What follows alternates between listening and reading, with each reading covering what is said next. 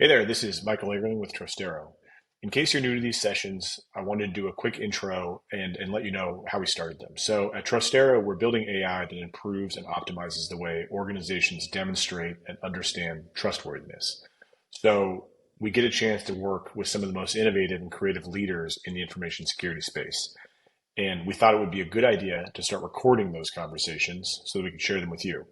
And that's how this series was born. I hope you enjoy the show.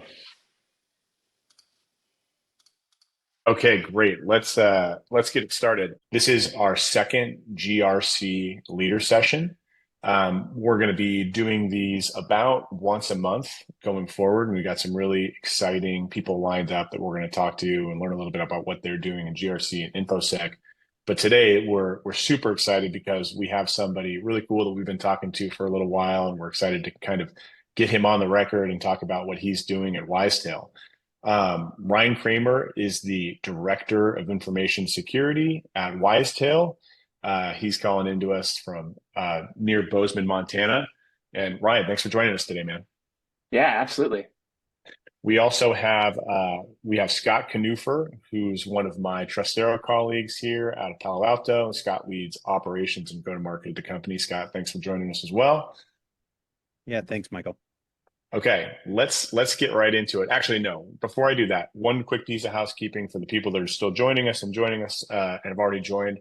There's two options for you to engage with the team here. You can use the chat just by clicking the little chat button in the bottom of your Zoom webinars UX there, and you can also use the QA button. We'll be monitoring both. So if you have questions for Ryan or questions for the team here, we're mostly going to be talking about what Ryan does. So if you have questions for Ryan, you can throw them in the chat. You can also use the QA button, and we will try to get to all of them. And as always, if there's something that we can't get to in time, we'll make sure that we'll respond back out to you.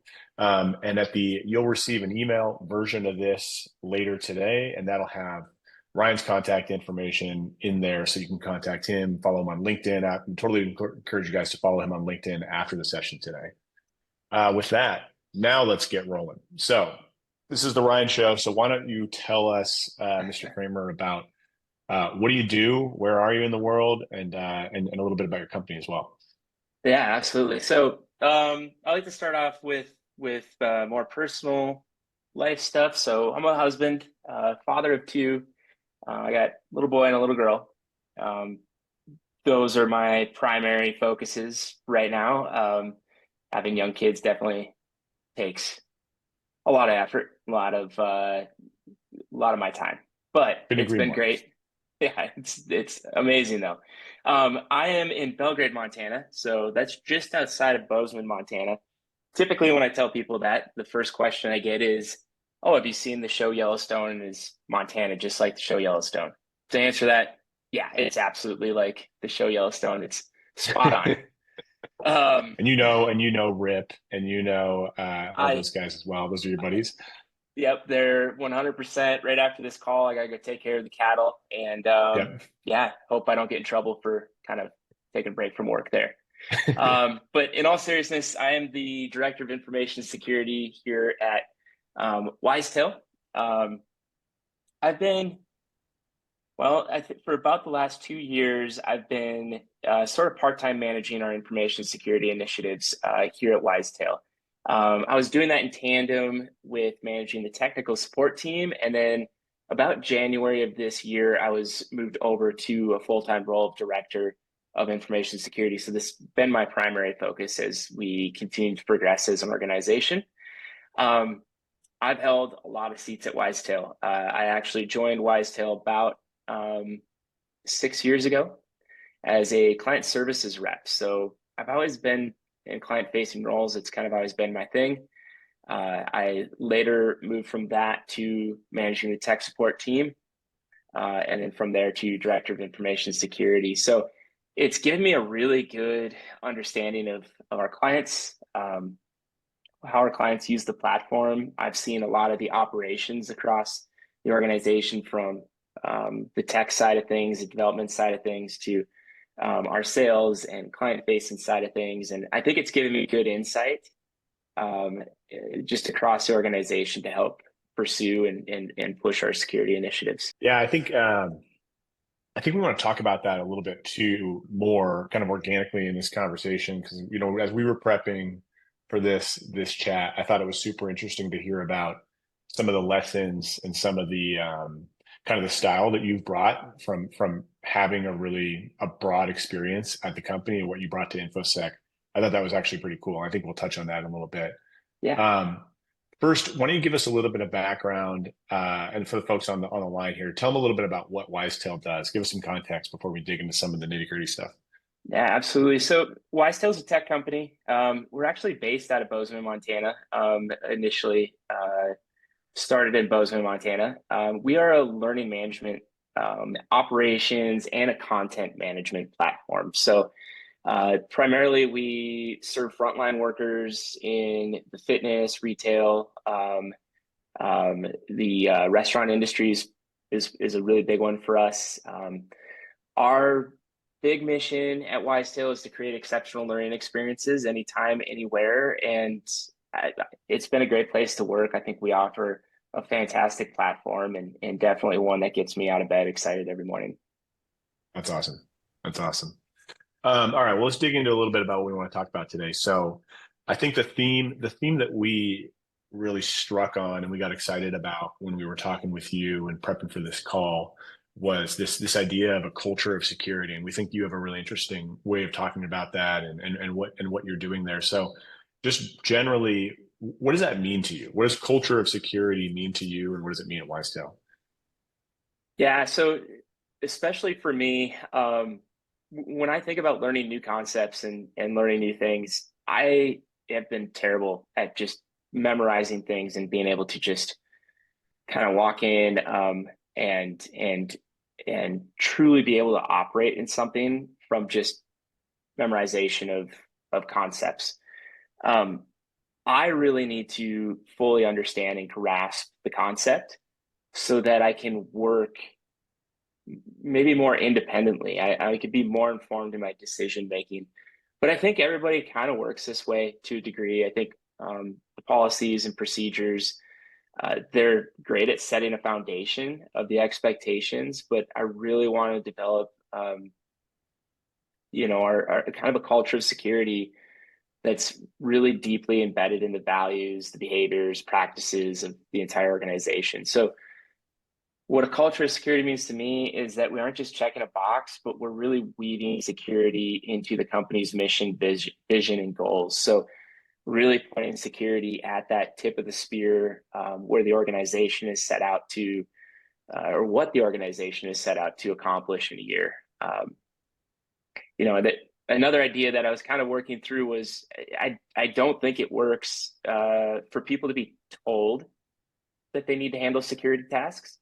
I think they need to understand why they need to be handling security tasks and really truly make that personal, so that their actions can have a positive impact on just the overall resilience of the organization. How do you think how's that going for you at Wisetail as far as like kind of shifting into the more of the why than the what? I think it's going well. I certainly don't want to be in this position to just tell people what to do all day. I personally like working collaboratively. And so if I have an opportunity to just showcase my passion for this and sort of model the behaviors that are necessary for us to keep moving forward, I think it has a larger impact, and I've seen it have a larger impact on the organization and how we think through these things, so that this isn't just we're just checking the box because of security, which is just kind of this vapor word or this make-believe thing that people don't actually feel and grasp. That's awesome, Ryan. Your approach and just that,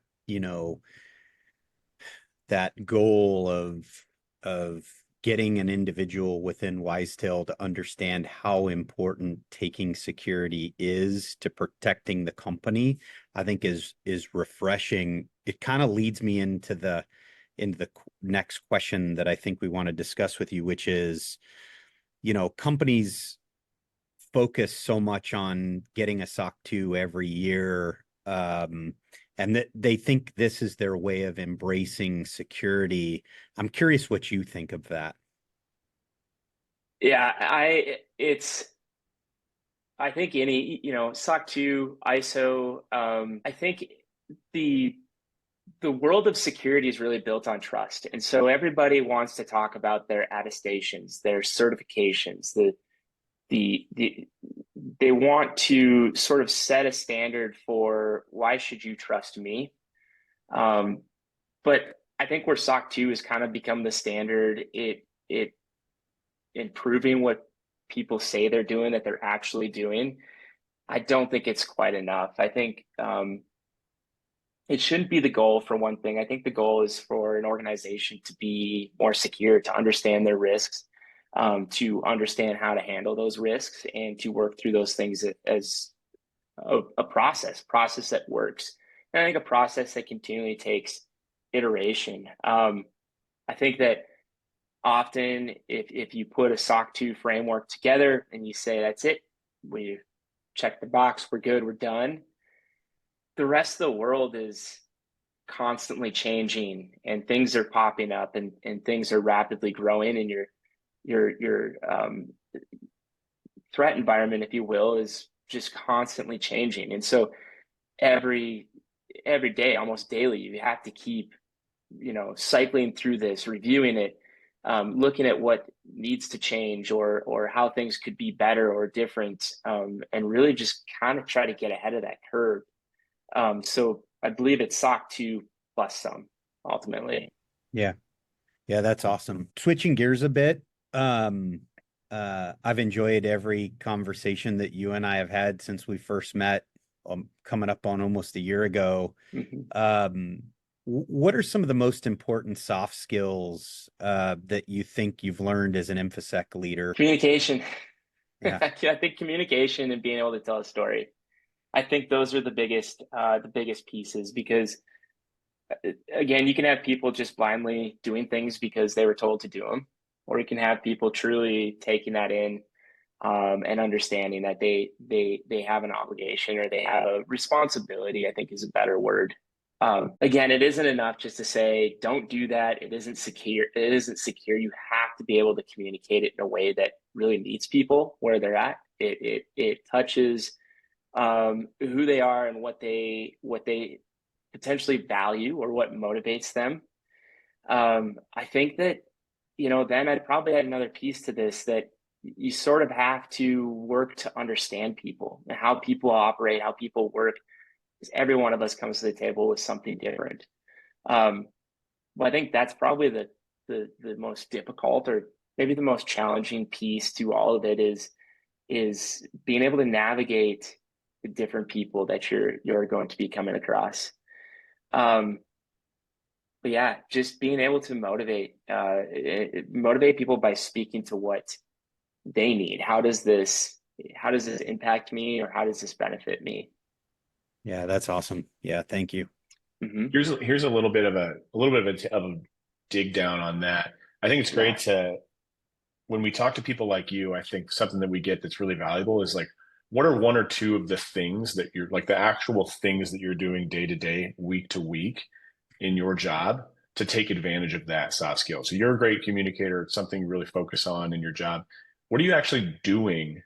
What are the things you actually do in work? Are you doing like sort of like lunch and learns, all hands? Are you just working through other leadership, other groups? Like, how are you using that literally at your job? What are some things that some people on the phone could take away from you?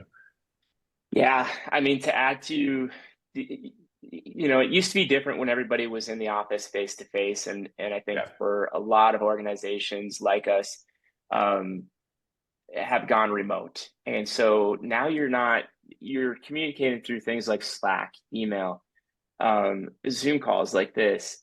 I think though, still the face to face, even if it's not in person, a face to face conversation like this goes a long ways in really talking through some things.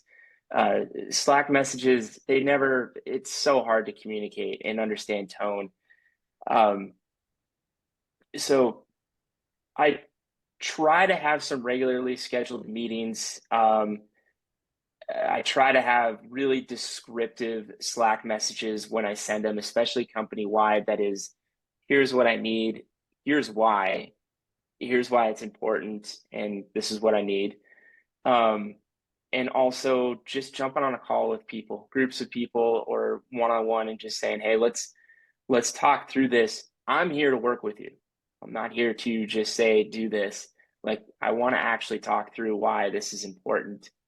Additionally, and I don't know if this is specific to the question that you asked, gaining resources. There's a lot of resources online. And in fact, it might be like Bleeping Computer and some of those, they have all these great articles on security threats and vulnerabilities and all this stuff, but they also have a lot of great articles on just leadership in this area. And a lot of them talk about communication and skills that you can gather. So I'll use a lot of online resources to better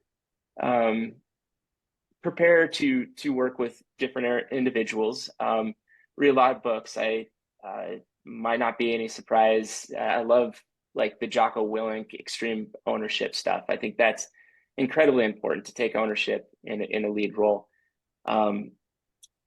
Even seeking outside resources, what we're doing in the security world is not that much different. I mean, it's different concepts, it's different work, but the leadership side of it carries over across all kinds of things. And so finding mentors outside of work, people that you could talk to, people that can kind of help guide you through some of the more challenging communication things and kind of grow. And then also being aware of what are the reactions, what are the responses in a room? How could I have changed that? Did I need to explain more? Did I need to explain less? Was it too much? Was it not enough? Constantly dialing that in and improving for the next time. So almost takeaways from the last time that you may have had a meeting or communicated with a particular individual. I'm going to put you on the spot to do two things for us on the follow-up email that we send out after this. I think one, you've got to give us your top 1, 2, or 3 leadership books that you like. And then I think the stuff that you just rattled off there is the beginning of a really great list. I think like what are like, because those are some really tangible things that you're doing, like doing your debrief, really kind of writing down what everybody in the room thinks of what you're saying and how the reactions were. I think that'd be a really cool list for like Ryan's top 5 communication techniques and practical things that you can do to be a strong leader in communication. I think that would absolutely. You've kind of like tiptoed into the next, like this is a totally set up question that we wanted to talk to you about, because I thought it was an interesting thing to bring up. Like when we started having these conversations, we're talking about InfoSec and GRC, and then you started talking about storytelling. And I remember writing that down because that's like what my background is in marketing. And I'm like, what is this guy doing? Let's talking about storytelling. But it was super interesting the way that you brought it up. Can you give us a little bit of background, like why you think that's important? Yeah, it's when we had initially talked, it was shortly after I had given a leadership presentation. Wisetail always does these leadership training sessions, and lately we've been having different leaders from different departments actually lead these sessions. I had run across a video by Dr. Jordan Peterson where he talked about leadership, and he talked about it very differently than I had ever thought about it, which was to find your why, to understand your why as a leader so that you understand where you're going. Because if you understand where you're going, it's going to be easier to help other people understand why you're going there and be able to tell that story to them. And then it sort of laddered down to helping them understand, helping your direct reports understand their stories as well. And this kind of back and forth. And so that was something that stuck with me as being a really important piece. But it made me think about some other examples that I had in the past with storytelling. I had come across an email or seen an email come through that I was CC'd on from another CISO at another organization. And it was a chat between the two regarding some situation. And he was explaining how or why something was not good practice or secure practice. But that's not where it was left. It was left with a story about how, or an example about another organization who potentially had a breach or something like that, something that would have been widely available in the news. And he was able to kind of trickle it down to this particular thing that he was asking for, and why that was so impactful to that organization at the time, and why it's important that that they sort of follow suit and do the right thing as well. I think one that I've been using recently is the situation going on with Snowflake right now.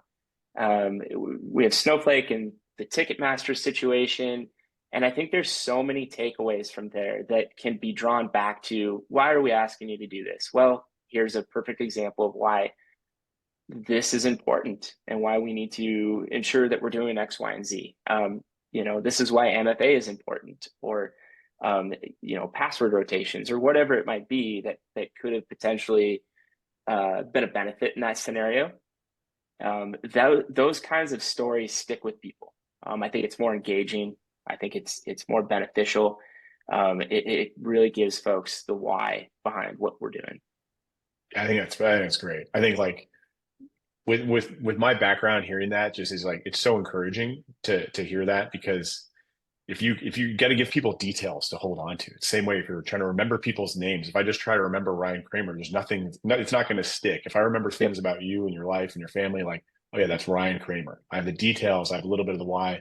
This is totally tangential, but this guy that I worked with when I was really young, I worked at a PR agency, and he was a brand new guy. He was like the chief storytelling officer, because you have those at PR agencies. And he came on, and it was a video call. It was like one of the first video calls I ever got on. And there's this guy, and we're all supposed to be very excited about him. And he's just standing there, squared up on the camera, and he's sitting there and he's eating a banana.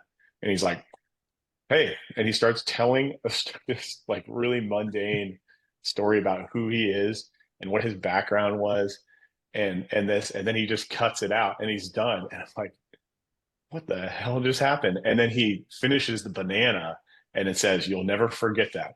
And he was totally right, because like he gave us this wild detail to cling on to, and now he's the banana story guy. On the 1 in a million shot that he's listening to this, that he should reach out and just say hello. It's like that taught me so much about storytelling in work, and what it means to like. That wasn't really a why, but it was a cool detail that kind of helped me remember this guy, remember what he did. Yeah, that's awesome. Well, Ryan, we've gotten to know each other quite well, actually, over the last few months, and certainly we prepped for this discussion. And what struck me during our prep was how you prioritize what's next for Wisetail from a security standpoint. And I wanted to take a moment to just back up a bit and talk about how you prioritize what you take on next, the things that point you in the direction to say, this is a priority for us from a security standpoint at Wisetail. Yeah, well, one of the most challenging things for me is it's really important to me. Anytime I get into a project, work or non-work related, I really want things to be just right. I want everything to be in its bucket, organized, almost seeking perfection. I want to be able to step back and look at it and go, yes, I'm proud of the work that I did here. There are so many things that we could be doing, or so many things that can be done with security, so many different avenues, so many different angles. And every time something is built or put together, I always am looking for, where's the hole? Where's the gap? What do we need to do to change this? That can overwhelm me. I had a manager one time say that done is better than done right. I don't know that I necessarily agree with that, but I think I maybe fall somewhere in the middle where there are times I need to just say, okay, is this thing getting me closer to our overarching goal? Whether that's an organizational goal or whether that's a goal that I set out for the beginning of the year, or is this thing getting me further from that? If it's getting me further from that, then it's maybe something needs to be backlogged. I need to write it down. I need to maybe circle back on it later, and then I need to go back to the work that's going to get me closer to that overarching goal. So really defining your goals, understanding your threats, understanding the organization, and then really hammering out the things that just need to be taken care of, the things that are going to help people operate more efficiently, um, and communicate better too. And I think this is across the board outside of security. I've seen it in every role I've ever been a part of that you can continue to do. You can do it perfectly, or you can just continue to keep moving forward and then sort of iterate on those things. It doesn't necessarily explain how I would go about prioritizing, but I think the biggest one is properly communicating risk and sort of weighing those things against the business, what the business needs are, and determining where those things fit in priority, because there's always going to be other priorities and other things, and we have to be able to have a systematic way of measuring those things against each other. What's important, and what can wait or what can be done later. Yeah. So that constant search for perfection is it's tough, but along the way, I think you'll achieve greatness. So Yeah, I love that about you, man. I absolutely do. Um, One of the things that we talked about early on that just struck me like to the core was when we started to talk about how you compared your work team and what you do at Wisetail with how you think about protecting your family and your home and just your personal life. And I thought it was just so profound as you were talking about your approach. And so I wanted to take a moment to give our listeners a bit around how you think about those two things in parallel. yeah.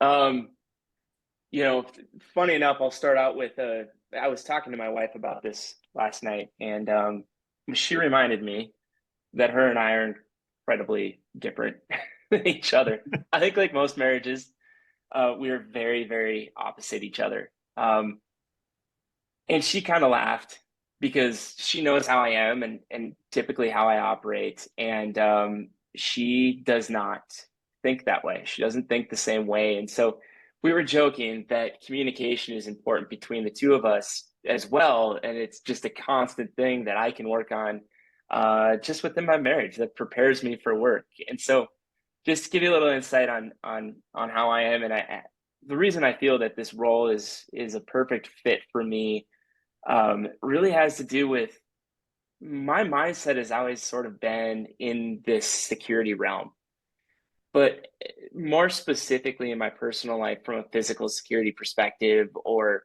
analyzing threat if we go on a road trip, or having kids and understanding what could potentially happen.